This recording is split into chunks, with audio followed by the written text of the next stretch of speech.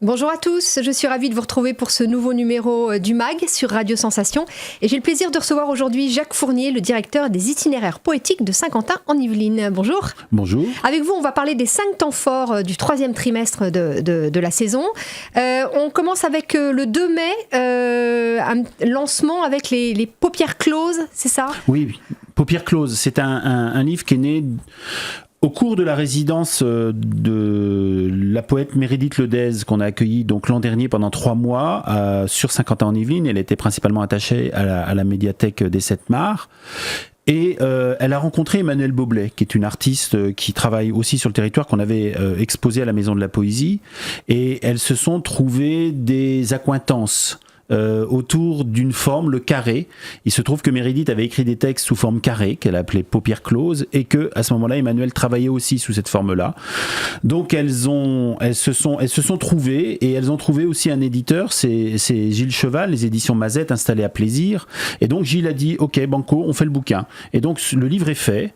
Il y a eu énormément d'échanges, bien entendu, puisque chacun a des choses à dire sur ce projet-là, qui est un très beau livre, un petit carré, qui sera présenté donc le 2 mai à la ferme du Mousseau à Élancourt, dans le cadre de l'exposition Vif Élan d'Emmanuelle Boblet, accueillie par la ville d'Élancourt, dans le cadre de Courant d'Art. Donc à 19h, ce 2 mai, on accueillera donc Emmanuelle Boblet, Meredith Ledez, Gilles Cheval et Floriane Fagot, les 2 éditeurs, ainsi qu'une jeune contrebassiste qui a proposé d'intervenir. Elle est au Conservatoire de Versailles et à l'Université de Saint-Quentin en Yvelines, c'est Audrey Lucas. Donc elle apportera cet élément qu'on aime beaucoup apporter nous dans nos rencontres, pour sortir parfois des mots et sentir les mots autrement à travers la musique.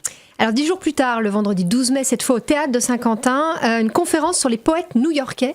Oui. Alors, amont du spectacle d'Émilie Loiseau. Voilà, parce que Émilie Loiseau viendra présenter Run, Run, Run, donc un hommage à Lou Reed. Et donc, dans le cadre de notre partenariat avec le Théâtre de Saint-Quentin, nous avons monté ce qu'on appelle des empreintes.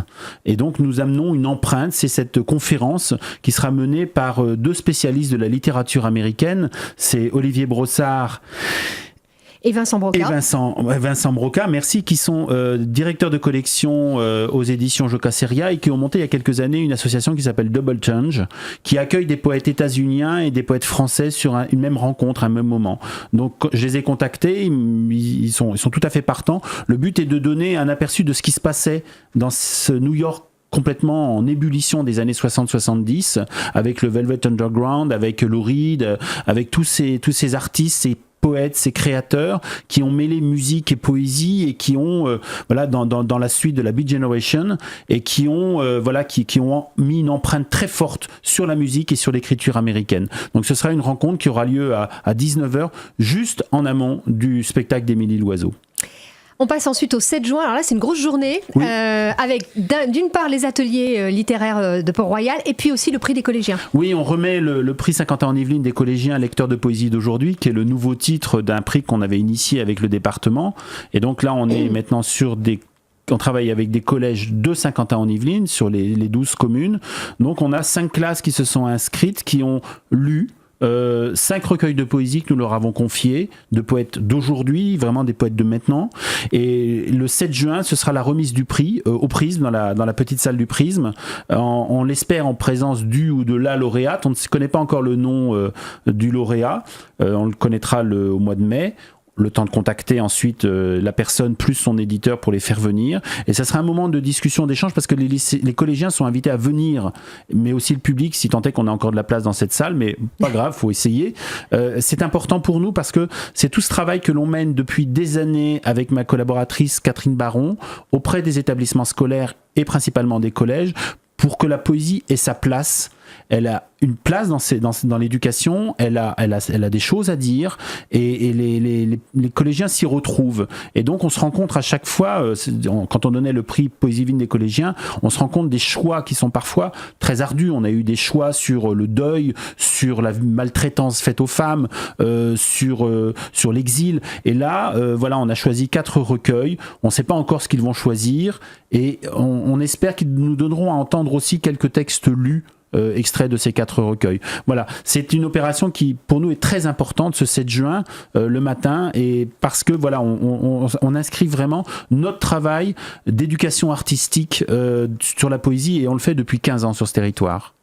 Et alors le 18 juin, dimanche, c'est une journée d'écriture là. On revient en arrière, il y a le 7 juin, les ateliers l'après-midi. Et oui, les ateliers littéraires, Oui, c'est les ateliers littéraires qu'on monte avec Sylvain Hilaire, qui est donc responsable du centre de ressources de Port-Royal. Et donc là, il m'a demandé s'il y avait moyen de faire intervenir la comédienne Véronique Elena Malvoisin et le conteur Mario Urbanet auprès d'un public, auprès de personnes qui viendront, adultes, enfants, pour travailler une mise en voix de textes de jeunesse de Jean Racine, qu'il a découvert, Sylvain.